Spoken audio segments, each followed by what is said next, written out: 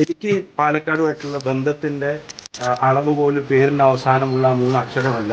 അതിന്റെ അളവ് പോലും മലയാളത്തിലുള്ള 3 അക്ഷരങ്ങളാണ്.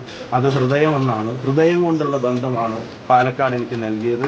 അത് അർത്ഥമാക്കാൻ കഴിയുന്നു. ഞാൻ വടകരയിലേക്ക് ഇന്ന് പോവാണ്. നിങ്ങൾ അവിടെ പോയി തോക്കണം എന്നല്ല അവർ പറയുന്നു. അവർ പറയുന്ന കുട്ടി ഞങ്ങളുടെ കുട്ടികൾ ജയിച്ചിട്ട് വരണം എന്ന് അവർ പറയുന്നത്. അതാണ് ആ സ്നേഹം. ഇപ്പം എന്നോട് ഒരു അമ്മ പറഞ്ഞത്, പിന്നെ മക്കൾ ജോലിക്ക് പോകുമ്പോൾ ചിലപ്പോൾ അച്ഛനും അമ്മക്ക് വിഷമം തോന്നും.